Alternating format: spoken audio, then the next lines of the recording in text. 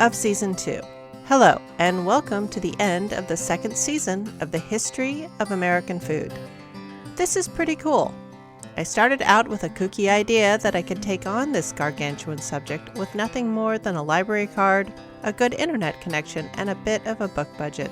Turns out I may still be in over my head, but it is as fun as I had hoped. What I didn't count on is how much cool new history would open up to me as a result of this line of research. To get an overview of the season and some hints of what's next, pull up to your place at the table and let's dig in. The first thing you need to know is that we are at the end of the British era. No longer will I be tripping over England as I had in the first season when Great Britain was in the process of forming, or the British colonies as it's not yet America. I've made it. Starting in Season 3, it's all American food from here. What a relief. This podcast has continued to be a great way to meet people, both digitally, in the real world, and both sometimes. And I never run out of things to talk about when in social situations now that we're doing that again. But I do tend to see things from a skewed perspective that injects the historical and logistics into the way I see all sorts of consumables. Eating at a restaurant, whether fancy or just a quick stop for a snack or a coffee, is now far more interesting. And watching a cruise ship refit is now an enjoyable afternoon activity. No, seriously, the window washing rig they have is mechanically clever, and watching the parade of food pallets arrive on the pier and get loaded onto the boat is a fascinating exercise in executed organization. We need food managers from cruise lines to run emergency food ops. I bet they'd be incredible. Anyway, it is time to review where we've been this year, what changed, and face the podcast forward into the future.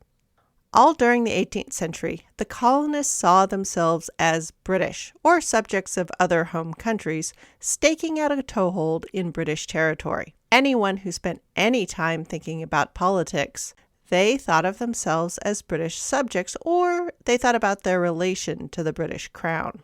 No one had any particular sense of a colonial us. There were plenty of other British outposts and colonies around the globe, Caribbean islands, in India, in China, on islands in the Indian Ocean, and along the coast of West Africa. But the North American colonies were unique. Because they were the font of so much war materiel used in conquering and holding these other outposts and executing other war plans. The colonies provided wood and charcoal, dried cod, salt beef, salt pork, cheese, peas, and iron, and had been built up as a military front against Britain's favorite frenemies, the French and the Spanish. In the process of providing so many supplies to the British Army and Navy, the North American colonies had also built the network of support infrastructure that in turn made them practically their own society. Most of the other British colonies and outposts were not self-sufficient, not even close. The Caribbean islands were cash cropping sugar and could not exist without outside support. Outposts in the Indian Ocean were revictualling stations. The Royal African Company stations on the west coast of Africa were only there to exchange iron, guns, and rum for people. And most complex of all, the Indian outposts were the fever dreams the East India Company had built to protect the trafficking in saltpeter for gunpowder, cotton, and opium. These were military installations that could never hope to and never wanted to survive on their own. Everyone was there to make a fortune, make a name, or at the very least, to make a wage. No adult Britisher was there to make a home. Some children born there of one or two British parents would come to have fond feelings for the places and complicate the whole operation, but that's later. Oh, and if you're wondering why Canada stayed British, much of the solution to that riddle lies in the fact that the colonies that were to become Canada had far smaller colonial populations and were controlled much more tightly by their commercial missions. The future Canadian provinces were mainly concerned with sending back furs and cod than growing any sort of food. So they were not self-sufficient, nor had sufficient rabble to rouse for a rebellion compared to the colonies to the south. The colonies that were soon to be America, on the other hand, were full of functioning societies with only minimal military occupation, and plenty of Europeans were living better than they had ever imagined. The ones with the most money were starting to seriously wonder what the British Crown was doing for them.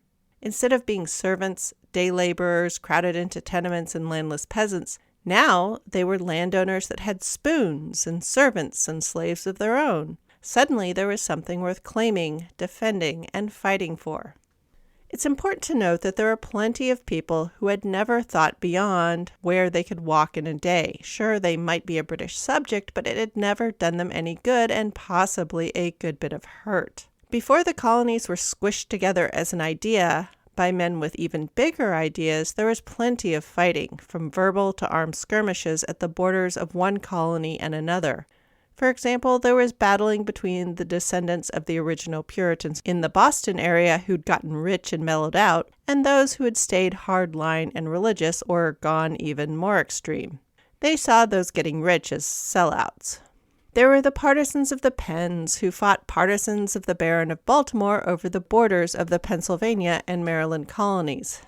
Further south, the big whites, or the large, wealthy plantation and slave owners, were fighting their own battles against the poor or little whites, the free coloreds, and even the enslaved people they owned.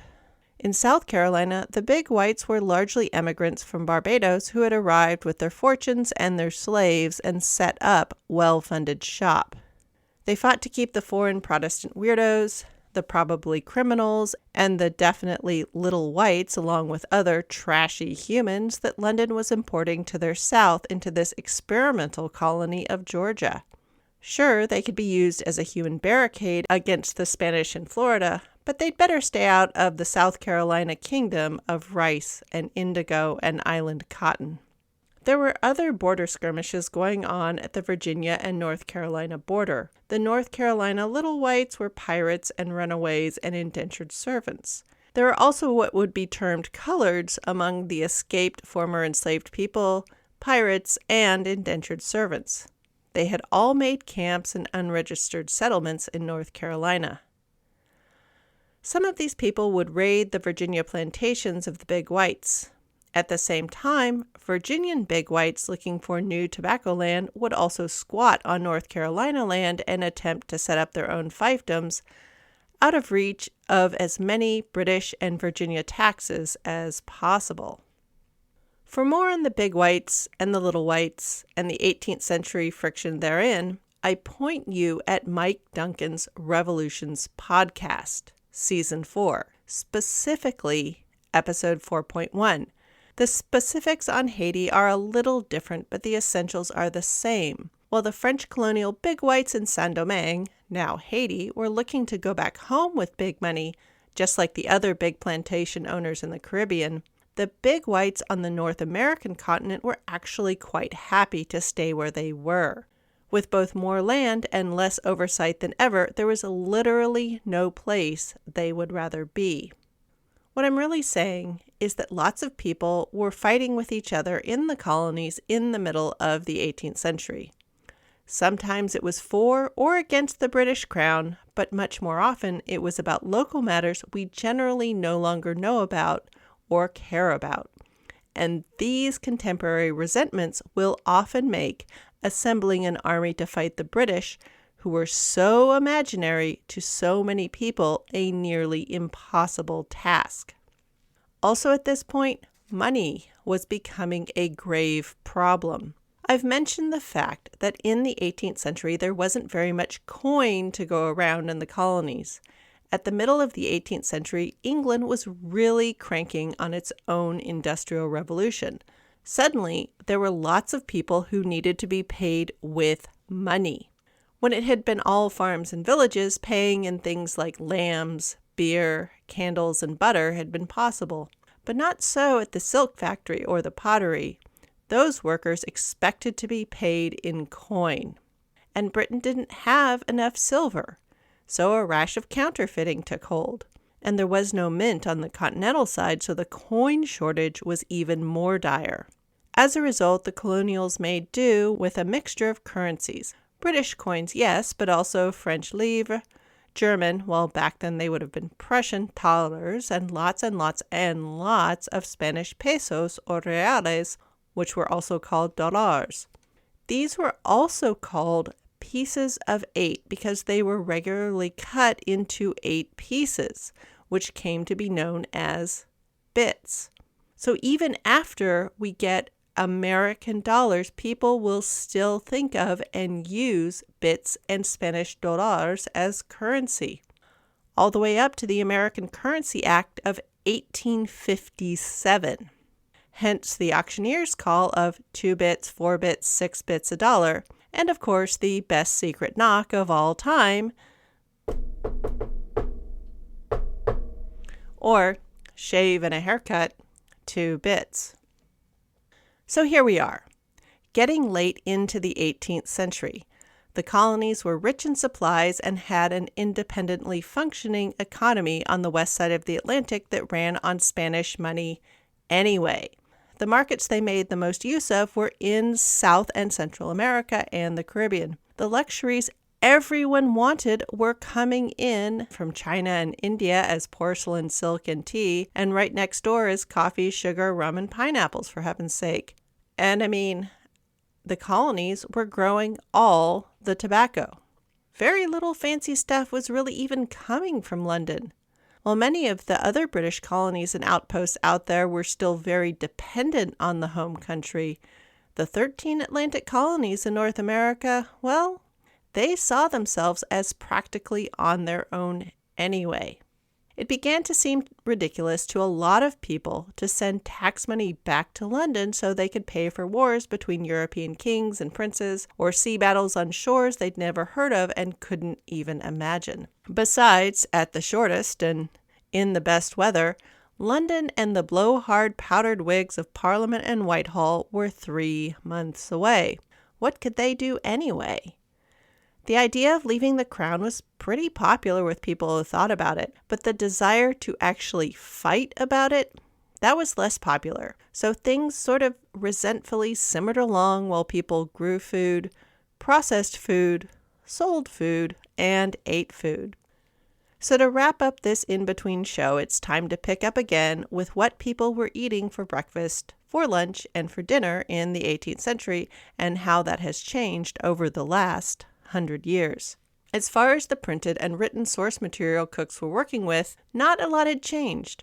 The most popular printed sources for recipes were still 16th and 17th century recipes. The handful of popular printed books that were referenced, copied, and plagiarized last century were still going strong in the 18th century. While iron tools, raisins, and cloth were all important items for the immigrants, so too were hand-copied books of recipes. That's where the Martha Washington cookbook comes from, for example. It was a compilation of 16th century recipes written to be brought by a Custis ancestor as they ventured over to this Virginia colony in the 17th century. The practice of hand-copying recipes to bring on an immigrant journey will continue into the 20th century. And a form of this practice lives on as internationally available recipe blogs deliver recipes and techniques from the old country. It's just that the number of countries that are now the old one has exploded. And thank goodness, it's made my research much easier and much more interesting. But let's take a look at mealtime and see what has been added and what has been lost in the mealtimes from last century to this one. Breakfast is the place that probably shows the most changes. While beer for breakfast has been all the rage for everyone, it was starting to lose its grip in places. A few things were responsible for this change. The first, of course, was the arrival and gradual cheapening of tea and coffee. As coffee was a more complicated beverage, it usually ended up as the thing for socializing later in the day, and the relatively simple preparation of tea, when people weren't trying to make a whole thing about it, made tea as a breakfast beverage appealing. It was hot, it woke one up, and in the ages before the general use of toothbrushes, the slight astringent bitterness got rid of that wake-up mouth gumminess. Then there was the fact that more people had slightly larger houses, more indoor stone fireplaces existed, metal cooking implements and small kettles in addition to cauldrons were more available than they had been last century. which all meant getting up, stirring up the fire, and making a cup of tea was much less of a big deal than it had ever been before. Now, not everyone was drinking Camellia sinensis, the true tea or cha of the time. Plenty of people were more settled than they ever had been before, so they were able to collect and dry and store their own herbs. So all sorts of morning tisanes were likely to have been available. In the same way, few people write down how to make a cup of coffee in the morning. Few people were writing down how to make a hot drink of herbs in the morning, especially at a time when all paper was still made of cloth rags and was all imported from England. Why write down what everybody just knew? Now, this outbreak of familiar morning beverages doesn't mean that morning beer had disappeared entirely. It was still a favored beverage of the work from sun-up to sundown set. The mild alcoholic buzz probably helped with facing the drudgery of the day, and the extra calories the beer provided were welcome. In an interesting twist, with the increase of distilling and waterfront action at the port cities, the morning pick-me-up of rum and whiskey also entered more of the mainstream at this point. While time was not money, the way it almost literally is in these degenerate times, people, especially rich people and merchants and farmers, did need things to happen in something resembling a timely manner. So it was not uncommon to bribe laborers to show up on time with a shot or two or three of rum or whiskey in the morning, and have more ready as a reward at other points in the day. Whiskey tended to be a more common inland item, as it was made from agricultural products from local farms, corn, wheat, and rye. People who worked on boats, building them, sailing them, and loading and unloading them, were more likely to be plied with rum. Both molasses, that base for rum, and rum itself being common on the wharf sides meant this was the preferred distilled spirit in the boat business, mainly for the proximity. And the laborer was not alone in his, usually, desire for a morning tot of spirits. Plenty of wealthy men kept an exhaustive journal of their doings with a catalog of a day's food intake and beverages. And many of these men would imbibe a morning beverage that included whiskey or rum. Since they were wealthy, it was common to also include sugar and water and maybe an herbal mixture of some sort to improve the flavor of the alcohol. For in those days, it was common to drink distilled alcohol fresh. Aging in colonial liquors was still largely accidental. Some sort of julep or something we would recognize as a variant of what we call an old-fashioned, that is, liquor, water, sugar, and bitters, were two very common early morning pick-me-ups. It was seen as practically medicinal.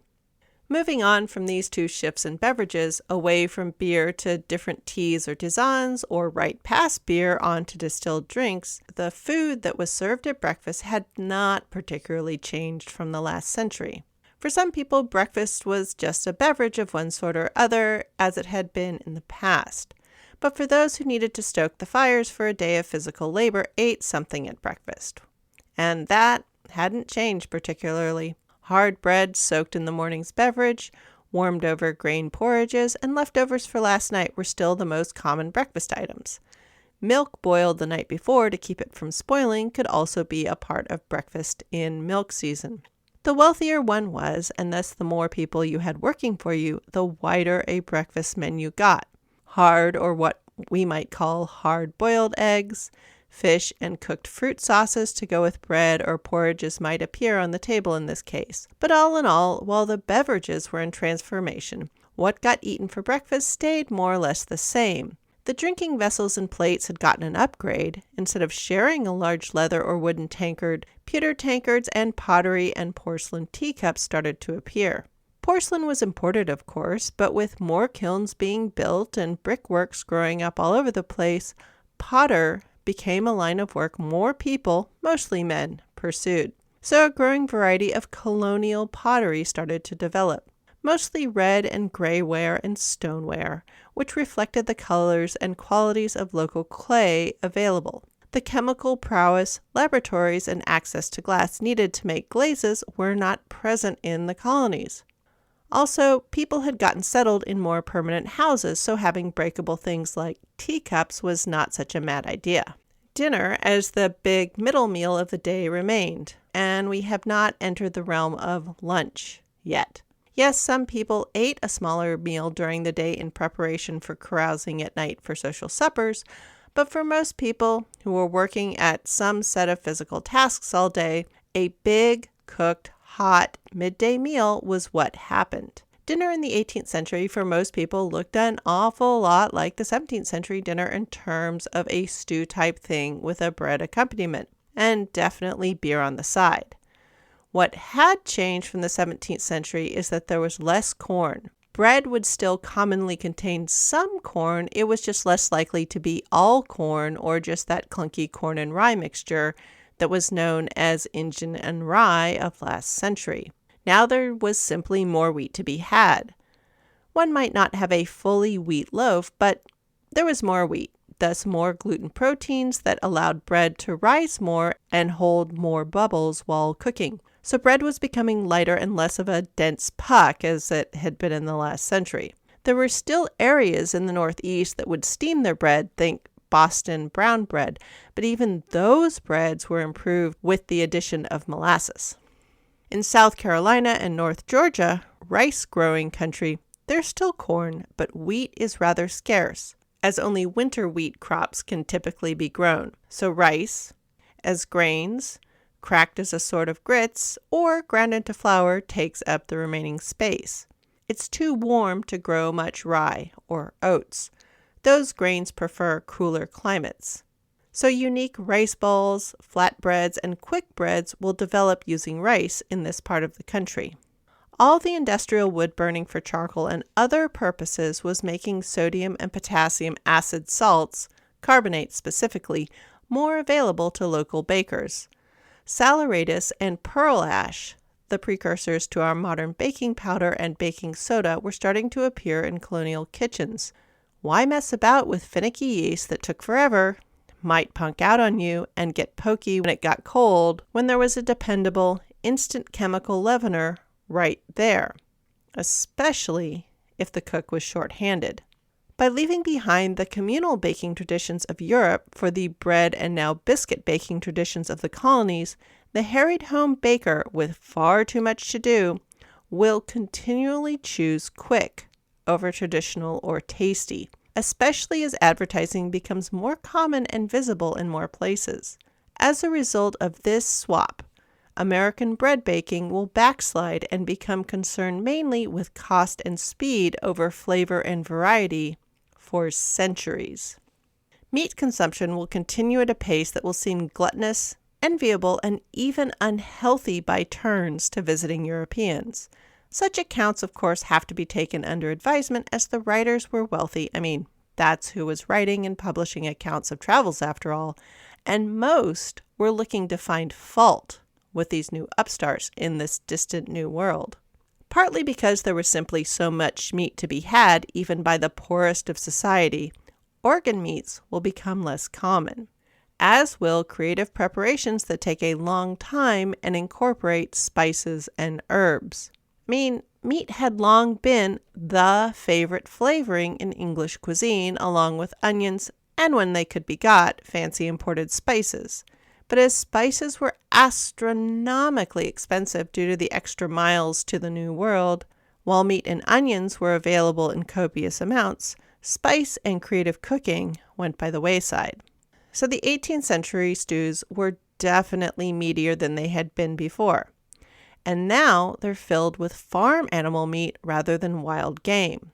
Bear, raccoon, deer, wild birds, passenger pigeons, wild ducks, bisons, and the occasional possum and squirrel still make their way into the stew pot and onto the spit and the table. But they are now generally outnumbered by turkeys, chickens, ducks, geese, pigs, sheep, goats, and cows from the farmyard.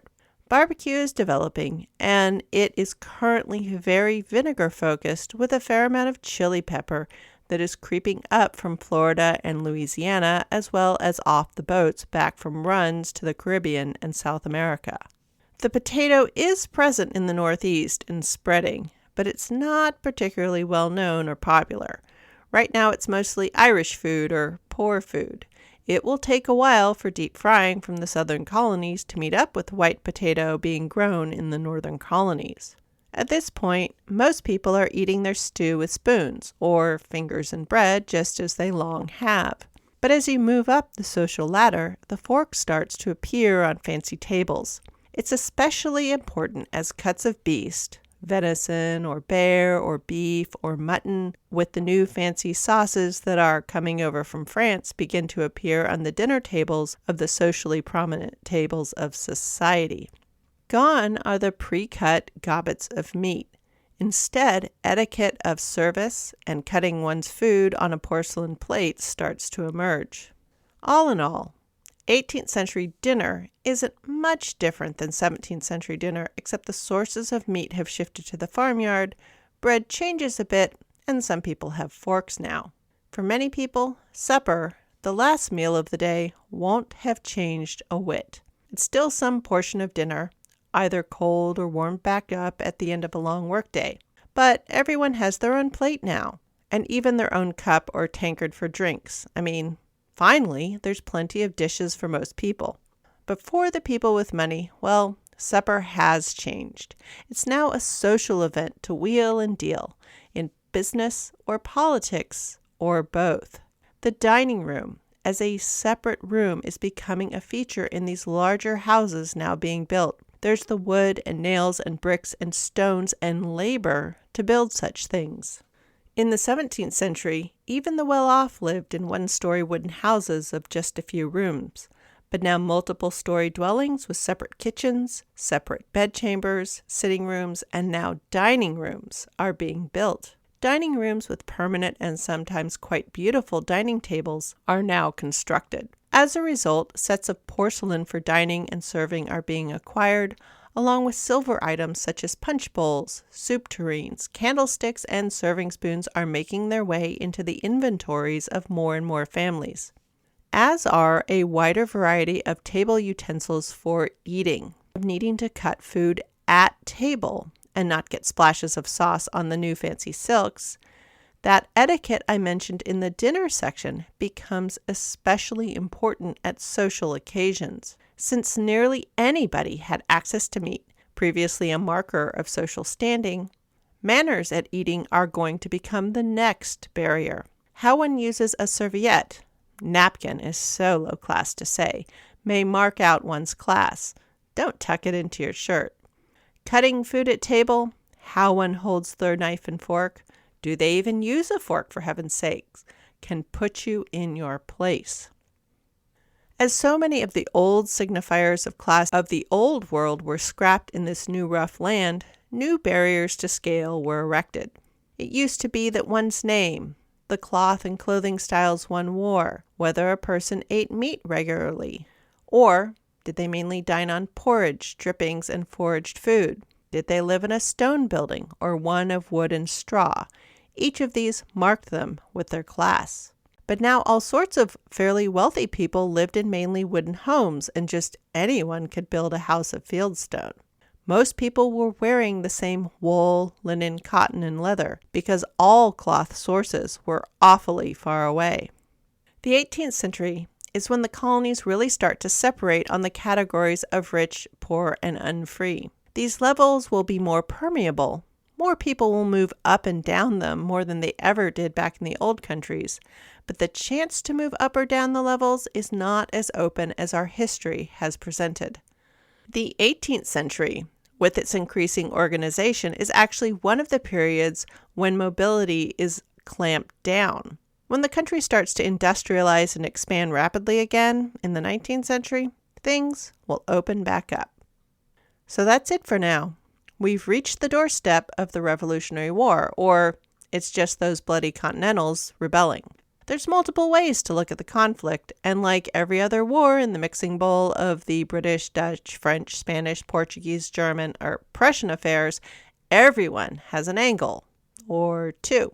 If you're looking for something to keep you occupied while you wait, the Revolutions podcast seasons 2, 3, 4, 5, and 9 deal with many of these topics. Honestly, the other seasons 6, 7, 8, and 10 are pretty awesome too. But it is the effects of war with Britain, twice, and the swirling consequences of all the other revolutions that next season, Season 3, will look at. What happens to the food scene, especially the economics and logistics of food, when the main trading entity, Britain, is taken out of the picture as a major market? How does approximately 8 years of military disruption change the food scene? And then there's the War of 1812, just a little over 2 decades later. Oh yeah, and the overseas markets that aren't Britain are also going to be disrupted by just a few more revolutions in France, Haiti, along with the Spanish realms that are now Venezuela, Bolivia, Peru, Colombia, Ecuador, and Mexico, and some other places. They each go into their own turmoil and have economic disruptions, messing further with the early American food markets and their place in the world as an exporter for foods and other goods. There's a lot to look into, and I'm going to do just that. Oh, and maybe knit and crochet a few things at the same time. And work on a new project that will look into the craziness that is the 19th century with a co-host. There's a lot to look forward to when I get back on the air in August. There'll be a few bonus episodes coming out and an update sharing my new start date. If you're subscribed on your favorite podcast widget, these will pop up in your feed when they're ready to go. Until then, thanks for listening. Any email, questions, or quibbles will reach me at thehistoryofamericanfood@gmail.com. Some of those book and article recommendations I've been sent will be very useful coming up here. Thank you so much to those of you who have left reviews. After all, they help the food and history curious alike find this show. thehistoryofamericanfood.blogspot.com is due for an update. Pictures, links, and a bit of snark and other interesting media I have consumed will show up there. Finally, music for this podcast is Fingerlympics by Dr. Turtle, and the link to the show notes and other ways to send me questions are also in the show's Twitter, Insta, and post.news bios at THoAFood and in the show description.